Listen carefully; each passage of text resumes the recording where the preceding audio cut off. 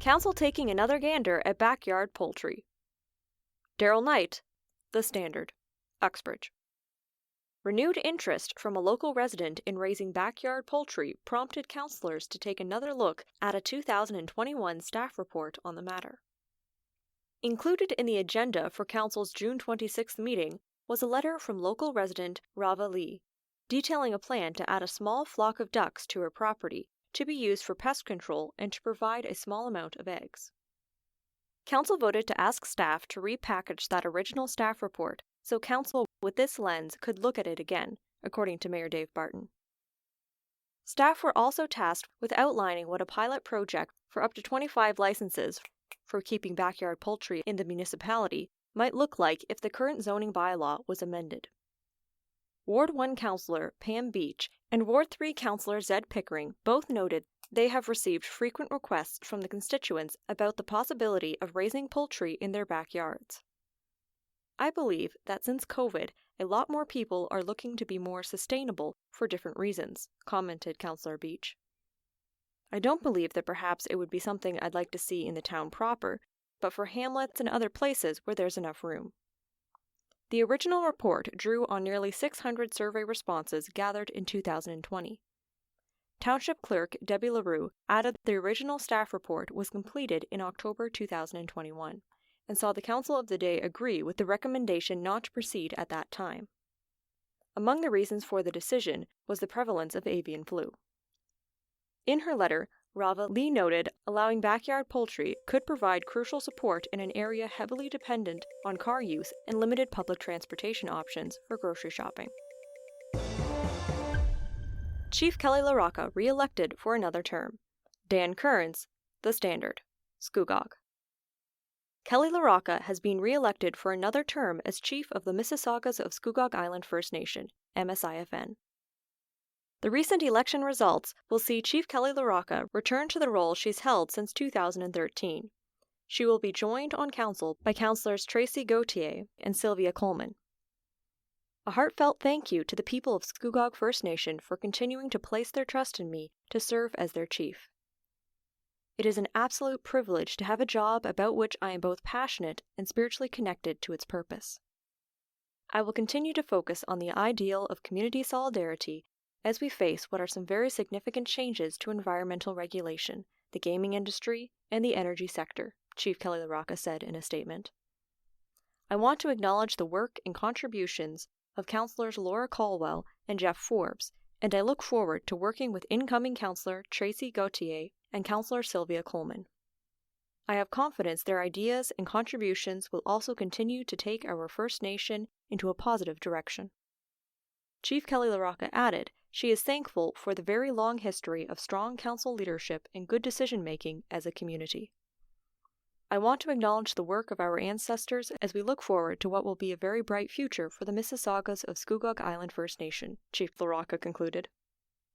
At a meeting on Monday, June 26th, Scugog Township Mayor Wilma Watton offered Chief LaRocca her congratulations. We look forward to working with her in the next couple of years and moving some projects forward which will be of mutual benefit to us, she stated. The MSIFN holds elections every 2 years. Lakeridge Health considering Port Perry as a possible future location for a long-term care home. Dan Kearns, The Standard, Scugog. Lakeridge Health is looking into the possibility of creating a long-term care facility in Scugog Township. This piece of information was presented during an update from Cynthia Davis of Lakeridge Health to Scugog councillors on Monday, June 26th. We are really looking to our future, and we believe Lakeridge Health has the opportunity to look at long-term care homes associated with all of our primary health locations, and that would also include Port Perry, which we are exploring, she told those in attendance at the meeting. Lakeridge Health recently celebrated the first anniversary of its long-term care home in Ajax, known as Lakeridge Gardens. Ward 1 Councillor David Leroy asked if the potential long-term care home project would be done at the same time as the redevelopment of the Port Perry Hospital. We're actually hoping to advance our plans for long-term care sooner. The sequencing of events for Port Perry puts that out several years, I would say. It would be further down the queue. So, when we talk about a potential new hospital, If we were to get approval for a hospital today, we're about 10 years away from opening that building. So it would be in a 20-year span we would be thinking of a redevelopment in Port Perry, Ms. Davis responded. Welcome to You've Got to Be Kidding, a podcast that offers a different perspective of life around us. Listen now to author Jonathan van Bilsen. Last Saturday, I had the privilege of emceeing the Canada Day festivities in beautiful Palmer Park. Needless to say, aside from a bit of rain, the day was fantastic. For those of you who missed it, here are a few of the highlights. The festivities began with the traditional Vets and Corvettes parade. A number of car enthusiasts who own mostly vintage Corvettes drove along the parade route with passengers who were veterans of our armed services. Marching bands and service groups hiked along, and the entire parade paid special tribute to those who gave so much. The opening ceremonies, of course held in the gazebo, featured dignitaries from Durham Region and Scugog Township. It was especially memorable this year because our Member of Parliament Aaron O'Toole is retiring. I had an opportunity to speak about his career and how much he has done for the people of Scugog, regardless of your political views. Our Member of Provincial Parliament, Todd McCarthy, was also on hand to talk about how wonderful our town is. Regional Chair John Henry took time from his busy schedule to join our celebration. The first speaker was Chief Kelly LaRocca, who is now in her 6th term as Chief of the Mississaugas of Scugog Island First Nation. The ceremony ended with words from Mayor Wilma Watton, who addressed the crowd of hundreds. Right after the ceremonies, 1,200 people were treated to cupcakes laid out in the shape of the Canadian flag. This annual tradition was once again provided by Voss, your independent grocer. Maple Leaf Foods gave out hot dogs, and Domino's provided free pizza. There were numerous vendors offering sandwiches, ice cream, snacks, and beverages. Sadly, a thunderstorm rolled through in the afternoon, which put a damper on the events. People huddled under tents and in the gazebo, but thunder and lightning halted the proceedings for a few hours. By late afternoon, the clouds disappeared, the sun came out, and the people returned. Wonderful music was played by live bands, and people danced on the grass. As dusk approached, more and more visitors bringing lawn chairs gathered in anticipation of the amazing fireworks display scheduled for 10 p.m. As promised, a grand finale to the event did not disappoint. An amazing light show of fireworks lighted the sky over Lake Scugog, while more than 1,000 people watched in awe. As I mentioned during the opening ceremony, we're fortunate to live in a great country, a fantastic province, and a wonderful community where we're able to celebrate our freedom, our inclusivity, and preserving our way of life. Congratulations to the organizers for a job well done. I'm Jonathan van Bilsen, and this is You've Got to Be Kidding. Being there for the other guy. Do you remember that moment when you were little and your sibling, cousin, or friend took the cookie you were about to eat and gobbled it down before you could do anything about it? Then there was that baseball or soccer game you were sure you should have won. Or the time you failed that test, so you were sure the teacher had it in for you. What about when you lost that date or a job to another person? Maybe someone you know or you yourself are dealing with a health condition, and you feel you've already filled your quota in that area of life. Maybe you've been recently looking back at the way things went and wished that things had turned out differently. See that? I've just written this list of things in minutes flat. It took hardly any time to come up with them. We all experience a sense of injustice in life at some point. Disappointments are a part of life, but don't have to be part of us. Regrets, what-ifs, or if-onlys, and especially, if they only hadn't done that, my life would be so much better, are all expressions of begrudging the realities of life, expectations which were unfulfilled. The more this happens in life, the greater the tendency there can be to hold on to what we think we have left all the tighter. So this may explain why we find so many controlling or selfish people out there. The knee-jerk reaction to hold on to something we feel is being taken can keep us stuck, hoarding mostly a sense of loss, victimization, and anger at others and the conditions of life. This is almost involuntary at first, but continuing to respond impetuously is the beginning of fear. It always remains our choice to look at things in this framework or choose a healthier one. It's time to let go of that tether and move forward in new ways, to learn to get out of that headspace perpetually. During the flux of COVID, some chose to fight their feelings by finding a different outward cause to pick on, or person or persons to blame, a kind of deflection of feelings. You know, the desperate but vocal shell game. It goes like this. Let's point the finger, and somehow we will have exonerated ourselves and sent our fear to the one we are pointing at. Hence the blame on Ford, anti-vaxxers, the Chinese, or any Asians will do, and the guy in traffic, our spouse or our children, or some senior who is in the queue ahead of us at a store. This was all an exercise in massive denial about one's own insecurities amidst change, so much being different than our expectations. Did we think Ford expected this, the senior in line ahead, or the boss who had to downsize?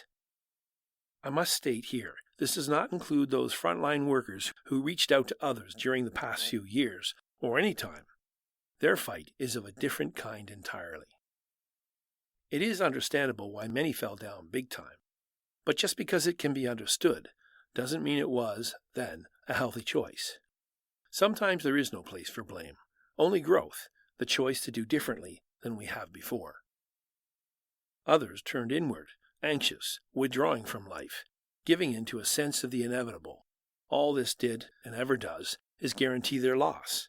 Those who then stroked this were not showing love, but apathy for the need for those very people to learn to not become victims. This was not taking into account the value of others as equal, which adds sobering personal honesty and true self-esteem. You see, this is where the mislabeling of kindness or misprofiling of love leads to self-absorption and egocentricity. They live believing all circumstances must be what they desire, or feel betrayed and call that abuse.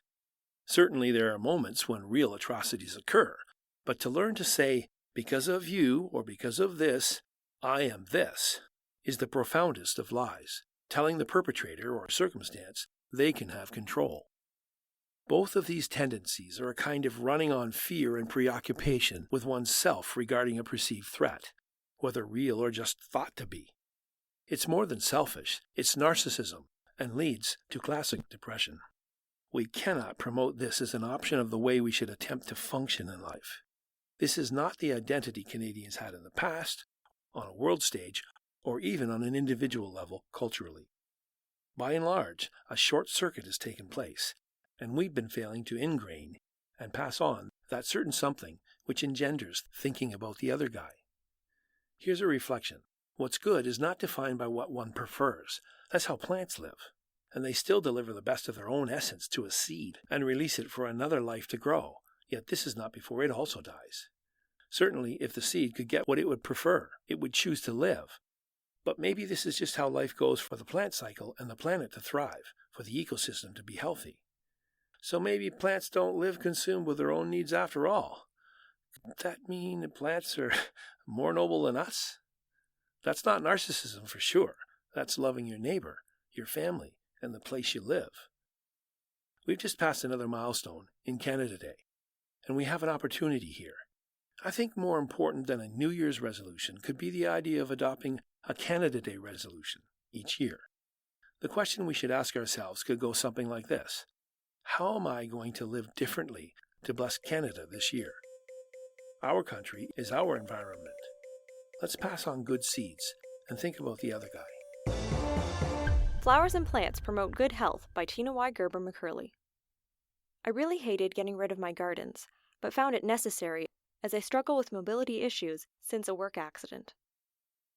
However, I was blessed with my husband's talent, and he built me a few raised flower beds around the deck. He also managed to make me a potting bench this spring to help when working on those raised flower beds. I find it's a real joy and freedom for me to continue to work the soil, especially after a long dark winter. Plants have always been a vital part of a healthy environment and offer us many benefits. Plants are really important for the planet and for all living things. They provide food for all living creatures directly or indirectly and make up a large part of our diet, and are good to eat. Vegetables, fruits, nuts, beans, and seeds all come from plants. Onions, cabbages, potatoes, apples, and even bananas play a part in our lives. We must ensure to continue this long and beautiful relationship with plants in our lives. Plants can improve your mood, provide shade and oxygen, improve air quality, and reduce the risk of illness. They can relieve stress and anxiety. To find out, just take a walk around your neighborhood where there are plenty of trees and flowers, or ride your bike on a nature trail. Parks and playgrounds allow us to lounge on the grass, sit under a shade tree. A great example is have a picnic at Palmer Park or admire nature along our fabulous lakefront as you enjoy the fresh air. You must admit, even if you are not a gardener, a tiny bit of nature can have big benefits for our happiness and well-being.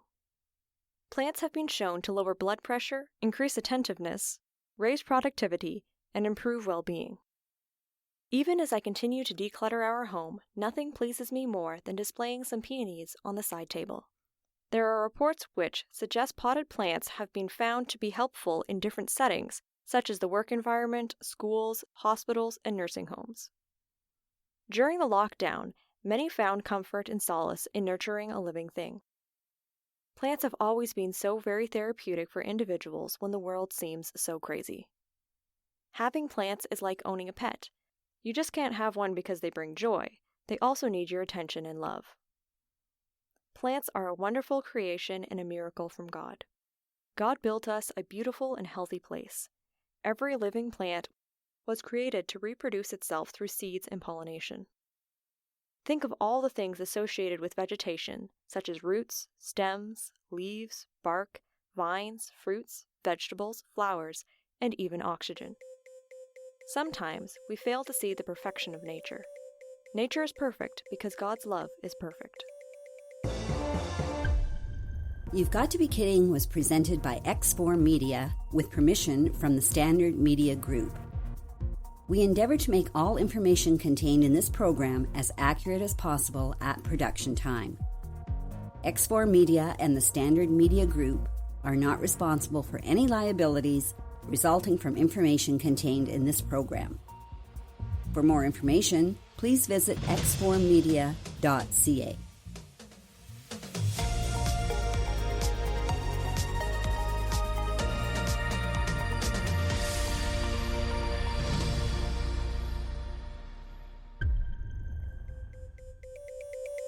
The Standard Podcast was produced by Greenstream Studio for the Standard newspaper.